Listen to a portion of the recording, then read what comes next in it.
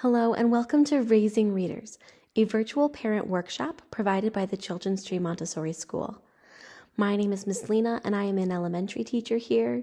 Today you'll be hearing from myself as well as Miss Violet about how you can work to raise a reader. At the Children's Tree, our mission is to nurture and empower a loving community of global thinkers who embrace and honor each other. A huge piece of raising a global thinker is ensuring that your child is a lifelong reader, because we know people who engage with texts regularly are more well-informed and more globally minded. Today, we hope to work with you on 3 major areas of focus. The first is that we'll go over language development. This will allow us to set a common understanding of our goals when we're reading with children. The second is we'll provide you strategies. These are concrete things you can do when reading with your child. And these strategies align directly with the language development goals. The idea being that these strategies will allow you to more meaningfully engage in that process with your child. And the third piece is that we'll provide ways you can extend their learning beyond simply reading the words on the page. We'll go through these 3 topics at the toddler and primary level, and then we'll cycle through them a second time, considering readers at the elementary level. So to get us started, we're going to take a look at the language development of children at the toddler and primary level, and Ms. Violet will be helping provide us with that instruction. Children are in the sensitive period for learning language from birth to age 7. Children develop receptive language first. This means that they learn to understand what is being said to them and enrich their vocabulary. Expressive language is when children start to speak, first in sounds, then words, phrases, and sentences. Reading benefits the development of both these skills by giving the child a story to listen to and learn to understand, with the help of picture clues and the expression and intonation of the reader. Expressive language is supported by giving the child a context to ask questions, point out things they notice, talk about the story, and learn new vocabulary to use. When we read with young children, it helps them build a love of reading and connect with the people reading to them. Children start to understand the idea that words can be written down and read later, and that the same word always says the same thing. Reading with children helps them train their ear to hear sounds and learn that words are made up of sounds. This is a necessary step before letter symbols are even introduced. Reading is a great way to help your child's language development. It helps develop the neural pathways for language and helps the child learn to make connections. There's no bottom limit to the age that you can read to children. Even a baby who's not interested in looking at books yet, or a toddler who doesn't want to sit still for a whole book, can still benefit from you reading to them while they're eating or playing. This will make reading a normal part of their day. Read a variety of books, but remember that children also learn from repetition, which is why they ask for the same book over and over. Getting tired of reading that same book? Utilize your children's librarian for recommendations of similar books that your child might enjoy. Make sure to give your child a mix of fiction, nonfiction, books with photographs, and books with beautiful illustrations. Make reading to your child a frequent occurrence, not only at bedtime. My mom would always say yes to reading to me, even if we only had time for 1 page. Even as your child gets older, keep reading to them. It helps keep up their love of reading, it's a great bonding activity, and it can offer opportunities to open up conversations. Have books available for your child to look at whenever they want, but not so many that they get overwhelmed. Switch out the books that are available on a regular basis. Let your children see you reading for pleasure too. They'll pick up the attitude that reading is fun. When reading, you can point to the words as you read. This helps develop the idea that each word is written down one at a time. You can also point at selected letters or words to draw attention to them, such as when reading a book featuring a specific letter. Point out that letter every time it appears. Encourage your child to look for that letter and point it out on each page. You can also use this technique for sight words. pointing it out every time it comes up, and encouraging your child to help find it. Sight words include words that can't easily be sounded out, such as the, you, have, said, was, as well as high-frequency words like and, is, it, with. Use books to open conversations with your child about what's going on in their life. Make connections to the real world and your child's life. Call their attention to things that they've done that happen in the book. Ask them open-ended questions. Have you ever had something like that happen to you? Tell me about it. What would you do if? What do you think will happen next? Ask them to put themselves into the shoes of the different characters. How do you think this character is feeling? Why? Have you ever felt like that? Offer your ideas too. If that happens to me, I'd feel. Let your child read or read to you. Even a child who can't read the words yet can retell a story by what they remember and what the pictures show.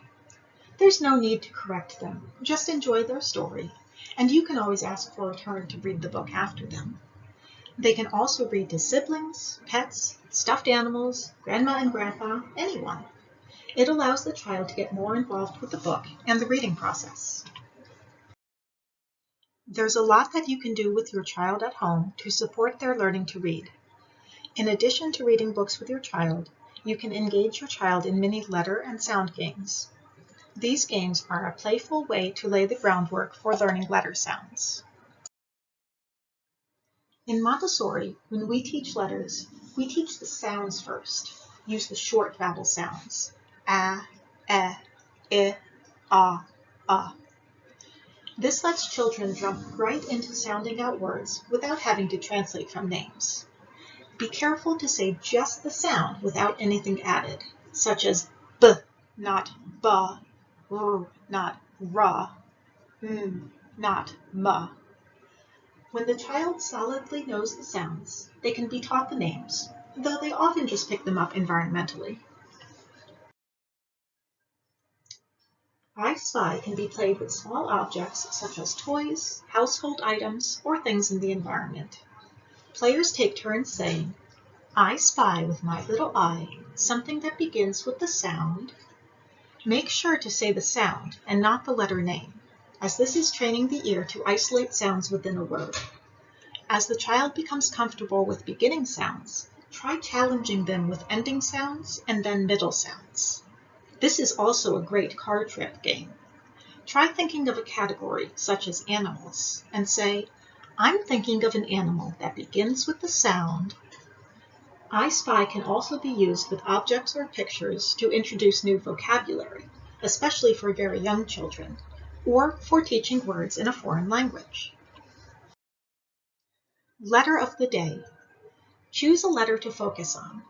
Read a book together and try to find that letter as many times as you can. Have a scavenger hunt around the house and see how many things you can find that begin with that sound. Make it fun and engaging. Build a letter. Use any sort of building material to build a letter. Try blocks, Lego, sticks, Play-Doh, dry pasta, pebbles, or anything else you can think of. As your child becomes comfortable with the sounds of several letters, show them how to put the letters that you've built together to form simple words. Writing tray. Fill a tray or baking pan with a shallow layer of sand, salt, or cornmeal. Using the tips of the index and middle fingers together, show your child how to trace a letter or number in the tray. Invite them to have a turn. They can also practice drawing shapes. Using 2 fingers helps develop the muscles used for holding a pencil. Take a sound trip. Choose one sound for the trip. Everything you bring and do has to start with that sound. For example, we can use the sound T and go to Tennessee by train, bring a turtle, toys, a teacher, and twins, and have a tea party, tell a time, and take a swim. Now that Miss Violet has provided us with so many strategies for working with children in the toddler and primary years, I'd like to turn our attention to language development at the elementary level. During the elementary years, children make a major shift in their understanding of texts. It is often thought that up until third grade, children are learning to read, and after third grade, children are reading to learn. When educators use that catchphrase, what they're really trying to indicate is that there is a phase during which children are understanding the fundamentals of reading. They are developing their phonics skills, which means they're learning how to associate particular symbols on the page with particular sounds. They use that to help them decode or sound out words on the page, and also to encode or to spell words. In addition to phonics, children are developing comprehension strategies when they are younger. They're learning how to understand what they read, how to use picture clues, how to connect what they're reading to their own lives, how to visualize what they're reading. And then they make a shift. It's around what is considered typically third grade, where instead of learning how to read the book, they're instead reading in order to learn something new. Perhaps they're reading a nonfiction text and in order to do a research assignment. Or perhaps they're reading a fiction text. But when they're reading fiction, they're doing a deeper level of analysis. Maybe they're analyzing the character development over time. Or perhaps they're looking for themes and messages. Regardless of whether it's fiction or nonfiction, children are engaging with these texts on a deeper level. And if at that point they don't have a strong foundation in phonics and in basic comprehension strategies, they won't be able to devote the mental energy required to that deeper level of analysis. And this is why it's so important that we help children develop a strong foundation in reading when they're young. When you read with your child, there are things you can do to help develop them in all three of those areas. However, as Miss Violet said, the most important thing you can do is to read and to encourage your child to read each and every day. This can look a variety of ways. You can read out loud to your child can read out loud to you, your child could read independently in their mind, they can read books or magazines, and they can even read e-readers such as those found on the Epic app, which all of our students have access to. Sometimes at the elementary level, parents become concerned that they should perhaps stop reading out loud to their child. They think their child is too old for this, and that is far from the case. Even our upper elementary students, ages 9 to 12, are still not too old to be read to. There is in fact no such thing. Students, particularly those who are still developing their phonics skills, have access to only a limited amount of books at their reading level. And sometimes when they're still learning to read, they cannot access books with more complicated characters or more complicated ideas. By reading to your child, you expose them to new ideas and more complicated text structures that they may not encounter when they're reading by themselves. It can be beneficial to have your child balance being read to and reading on their own, but some children push back against this, and it is not important to become overly concerned about that. One test of the correctness of the educational procedure is the happiness of the child, according to Dr. Montessori. And this reminds us that if asking your child to read to you or to read independently seems to be some sort of torture, you definitely should not push the issue. Instead, it is far more important that you encourage a love of reading in your child and build their confidence. And then reach out to their teacher so that we can figure out what is going on that is causing them that apprehension. In the end, we know that we can work through that apprehension with them, but pushing them when they're not ready to read out loud to their parent every night, for instance, or to read by themselves every night, will make reading into a chore, which is the last thing we want. If that sounds familiar to you and your child is a reluctant reader, there are a few things you can do to encourage them to read out loud to you or to begin reading independently. The first is to consider your text selection. A lot of books can be overwhelming if they have too many words on the page. Mo Willems is an author who does a fantastic job, particularly in the Elephant and Piggy series, of having just a few words on each page, and so it is not as daunting for children. Other things that make this series great are that the text is almost entirely made of dialogue, and so children get to practice their intonation and their expression as they read.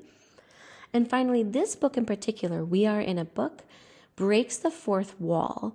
And so for children who up until that point haven't enjoyed reading, sometimes that sort of meta moment engages them in books in a new way. I saw this firsthand with a student I've worked with last year who came to us reading about a year below their what's developmentally typical at that age. However, after reading this book, the child was enthralled, went to the bookstore and purchased every book they could find by Mo Willems. Once he had made his way through those books, he was ready for a more challenging series, made his way through those, and then a more challenging series.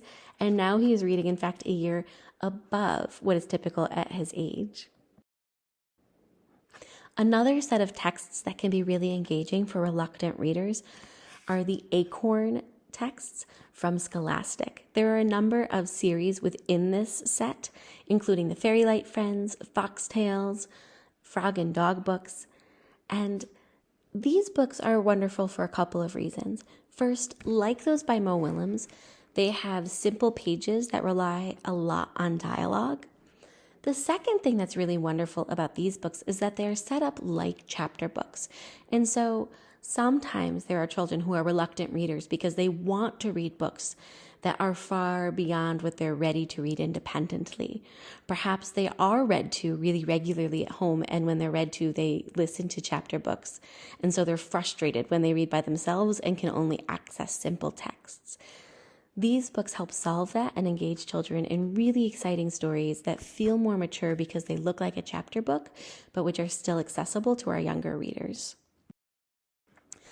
At the next level up, we have books like this, like the Mia Mayhem series, that are chapter books and have more text on the page, but include illustrations along the way, similar to a graphic novel, which keep children engaged and help them feel like the text is accessible to them. Finally, there are many, many series of graphic novels that have become super popular, which are highly engaging for reluctant readers. Sometimes parents or family members come to me and ask whether graphic novels are as meaningful and rich for students. And there's a couple answers to this. The first is yes, certainly. Anytime a child is reading, they're engaging with text and they're challenging their brain and they're enjoying a book, and that is a wonderful thing. The second thing to know is that many of these series, like the Babysitter's Club, were adapted from chapter books that were originally written as traditional prose novels. And so these contain more text than you may anticipate and contain deep ideas about characters and themes. And the last thing is that it really depends on how a child reads it. If you find your child is taking out graphic novels and just looking at the pictures, that's an interesting exercise, certainly, because it engages your child in meaning making, using picture clues, and developing a story of their own. But that's a different set of skills than reading the words on their page and analyzing what the author had intended. And so just be aware of that and observe your child as a reader and see how they're engaging with the text. If they're using it as almost a wordless book so they can imagine a story of their own, that is a meaningful exercise, and you may want to supplement it with other types of texts. Regardless of how your child chooses to read, they are getting something out of that experience and over time will become a more confident reader. If it is the case that your child is most comfortable being read to, there are a lot of ways you can scaffold the process of having them begin to read some of the book as well. And these are things that make it feel manageable for the child while engaging them in that process. The first is called snap reading. Sometimes when reading out loud to my child, when she was intimidated by reading independently, I would read most of the page myself. However, I would ask her to follow along with her eyes the best she could or with her finger so she knew where I was on the page. And every once in a while, I would snap my fingers, and instead of me saying the word, she would say the next word. This encouraged her to practice tracking across the page and also ensured that she was on occasion practicing reading a word. However, this felt more manageable for her reading one word at a time than it did trying to tackle an entire page. The second thing you can do with a child is echo reading. This is where you might read a page to your child and then they repeat it to you. You can do this one entire page at a time or even one sentence at a time. Echo reading is particularly helpful if your child is working on developing their fluency and expression so that they sound like a storyteller when they read instead of reading in a monotone. They can listen to how the adult says the words and what intonation they use and then try doing that themselves. Echo reading also builds the confidence of readers who are perhaps ready to read a book independently, but are afraid of making a mistake. This takes some of the edge off of that anxiety and allows them to feel comfortable knowing they aren't as likely to make a mistake. And finally, as your child has begun practicing these first two strategies, they may become ready for choral reading. Choral reading is just reading in unison with your child. This allows them to keep hearing the story from you and have that support as they sound out the words with you. If there's a word that's challenging for them, you'll notice your child automatically starts saying something quieter and listening to you instead, and then they'll jump right back in. And this allows them to hear an adult read the more difficult words, but also to read the words that they are comfortable with. Over time, practicing strategies like these, your child will gain the confidence to read on their own. One of the questions I often get from parents about how they can support their child is, if your child's reading independently or reading out loud, how can we support them as they're trying to sound out words that are unfamiliar to them? And this is a somewhat complicated question, and so we're going to spend some time on it. One of the ways you can help a child sound out or decode unknown words is by chunking the words into their individual sounds.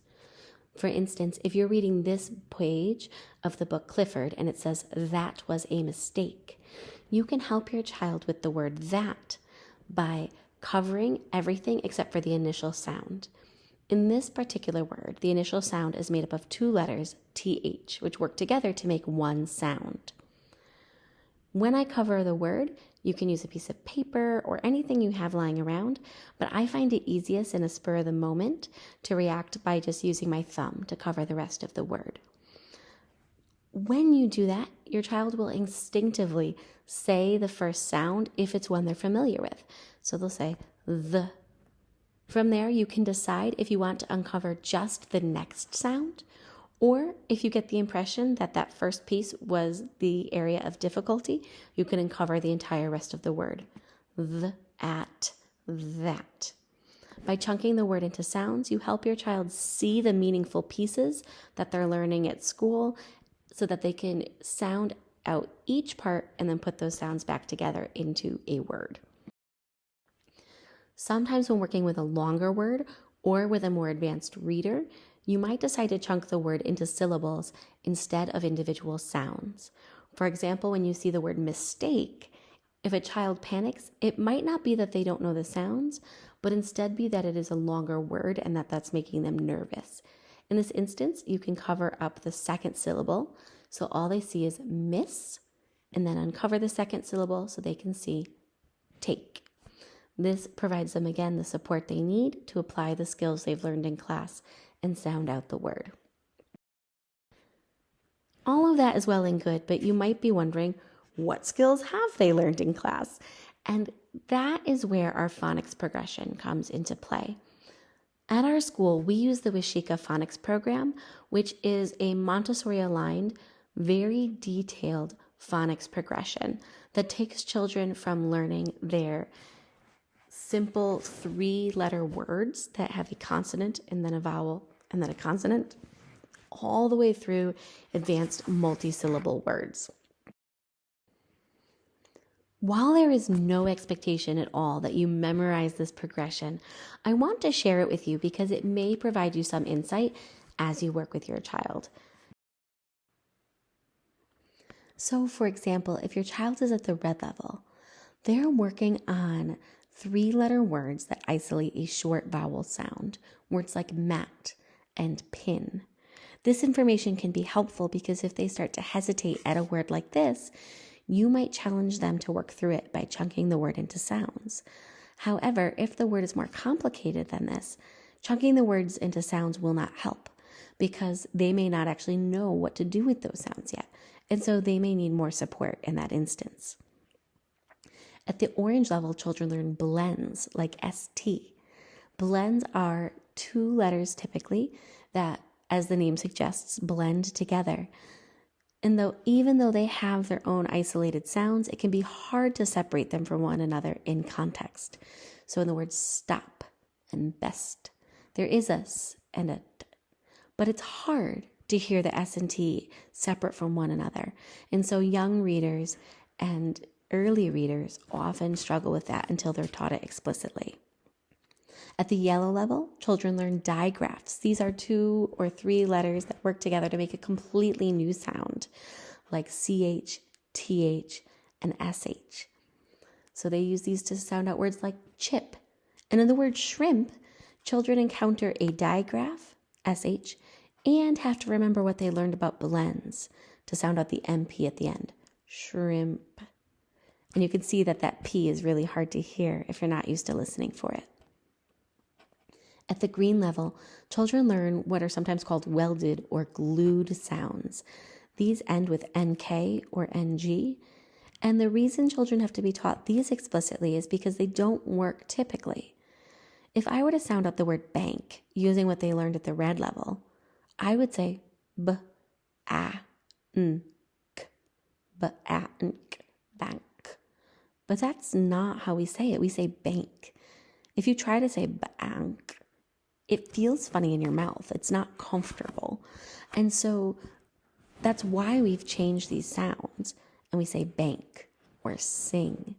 But children need lessons in that in order to be able to access that or to figure that out. They won't necessarily figure that out on their own. At the aqua level, children are introduced to the silent E, which helps the vowel prior to it be the long vowel sound. This is the first time in our program that children are explicitly taught long vowels. At the blue level, children learn that long vowels can be made in other ways, often through a vowel team. For example, the A sound can be made by AY, AI, or even EI. At the purple level, children continue to work with vowels in new ways. They learn R-controlled vowels. These are when there's a vowel followed by the letter R because they never make their typical sound anymore. UR, instead of saying says And so that's really important for children to be explicitly taught that. Similarly, they learn diphthongs like oi, ow, aw, because those don't function typically either. At the pink level, children learn new ways to encounter silent letters other than the silent E so that they can read words like knob or ghastly. And finally, at the gold level, children learn more complicated spelling rules like TION, saying shun, and they also learn about hard and soft consonants. For example, the G letter can make the J or G sound. And especially if they say DGE, it's going to automatically make the J or soft sound. In order for this to be helpful, you'll want to know what level your child is at in our phonics program. Most of the children know that right off of the top of their head. However, if for some reason you have a hard time getting that information from your child, if you look at their spelling practice, you will see what level they're working on. With all of that said, I just want to reiterate, you are not expected to memorize this chart by any means. This is something that makes sense to teachers because they've been explicitly trained in it for a long time. But some familiarity can help you gain a sense of confidence or understanding to know when your child is equipped to have a word broken into chunks and when they may need more support from you. If you find that a child needs more support, that's okay. It's important to affirm the strategies that they tried. For example, if they're working with the word mistake and they apply everything they know but haven't yet learned about silent E, they might say ist, ak, eh. And you can affirm that they were doing something that made a lot of sense. I see you noticed every single sound there. Then you can assist them with the piece they don't know. You may not have learned this yet, but an E at the end of the word is sometimes silent and will tell the vowel before it to make a new sound. This word is actually a mistake. If you don't want to go into that level of detail, you can just say, you really found each sound. This word doesn't work like a regular word, though. It says mistake. Isn't that kind of funny? It's an oddball. Finally, there are words that are complete oddballs that actually don't follow the rules. We call these sight words, and you may even hear us call them puzzle words. Words like the word was. The word was doesn't follow any of those phonics rules. It's not a word that can be decoded using any phonics skills. Instead, it's just a word that they have to memorize. And so if your child struggles on a word that is a sight word or a puzzle word, one that is not phonetic, definitely assist them because they'll become frustrated if they're trying to make sense of it in any other way.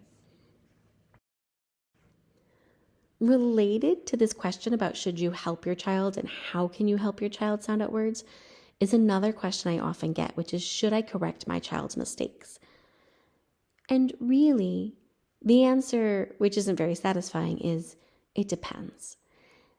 At the elementary level, if your child is reading confidently or reading and hasn't noticed their error, and it's not affecting their ability to understand the story, it doesn't really serve anyone to stop and correct them. It is just something that's going to make them feel frustrated and more self-conscious about reading to you. At the same time, if your child is hesitant and they're looking to you for approval and it's clear that they're not sure what the word is, or it's clear that they don't understand the story because the word is critical to understanding its meaning, then it might make sense to correct them in a gentle way so that they can move forward and feel good about the rest of the story and feel like they understand it. With that said, one way to make it safe for your child to make mistakes in front of you and make it safe for them to hear corrections from you is for you to also make mistakes in front of them. Anytime I'm reading out loud to my child and I make an error, I call attention to it. And I say, oh, wait, that didn't make sense. Let me try that again. And I'll read the sentence again. And rather than doing that subtly, I draw attention to it on purpose so my child knows that it's really okay to make mistakes and so that it's clear that that's a normal part of the reading process. That makes it much safer when the child makes mistakes and you offer a gentle correction. Now that we've gone over a number of ways that you can support your child as you're reading with them, we're going to turn our attention to how you can extend their learning beyond the words printed on the page. Just like at the primary level, there are many things you can do that are playful and fun and game-based in order to keep kids engaged in what they're learning in books. At the elementary level, this might look like cooking a recipe inspired by something you saw in a story. It might mean that you read a nonfiction text and then choose to go to a museum or to the internet to learn more about it. And this will show your child that everything they're learning is connected to the real world. A simple thing to do is choose read aloud texts for home that have a movie you can pair with it. And especially for reluctant readers, getting to read the book and then watch the movie can be a really fun activity. Maybe the simplest thing that you can do is have a conversation with your child about books that you're reading together, as well as books that they're reading independently. Likely you're already doing this on your own. One thing you can do to make this even more strategic is to vary your conversations so that they touch on all three types of comprehension that children work on at the elementary level. First, children learn to think about comprehension within the text. That means they're developing a literal comprehension of the things that happen directly on the page. They know who the characters are, where the story takes place, and what the main events are in the story. When they're taught to think beyond the text, they're developing their inferential comprehension, or their ability to make an inference. The easiest way to have conversations about this is to either ask your child about character traits or messages in the story. When reading nonfiction, you might ask your child what the main ideas were or what the author was trying to teach you. And anytime you ask a why question, like why do you think the character did that? You are really asking a beyond the text question. This will challenge your child to think beyond what's said in the story and to articulate their own reasons for their thinking. Finally, children learn to think about the text, not just about the events in it, but about how the author crafted that text. You might ask, why do you think an author chose to use that word? Or if there's a simile or a metaphor, you might try to figure out what it means. You might wonder at why the author chose a particular literary device or why in nonfiction they used a particular text feature. These are all ways that children learn to think about the fact that an author made decisions when writing this book, and that we can think about those decisions to gain a deeper understanding. Many of the strategies that we shared today apply regardless of your child's age. For example, those comprehension conversations can really take place with children at any age. You can start priming your youngest children to have a deep comprehension when they get to the elementary level by starting to ask them beyond the text questions, like, why did Emily Elizabeth do that with Clifford? Or about the text questions, ooh, what does that word make you think? And so I hope that regardless of your child's age or reading ability, you've gained some new information today about their language development, about strategies you can use when reading with them, and about things you can do to extend their learning. In order to continue this conversation with us, we urge you to join us on October 28th from 6 to 7 o'clock on Zoom for a live question and answer session with myself and Miss Violet so that we can answer any questions that have come up as you've watched this on your own. Additionally, feel free to reach out to your child's classroom teacher directly for more strategies and also to see how these strategies might best suit your individual child. Thank you for spending your time with us today to partner with us in ensuring that your child has all of the skills to be a lifelong reader.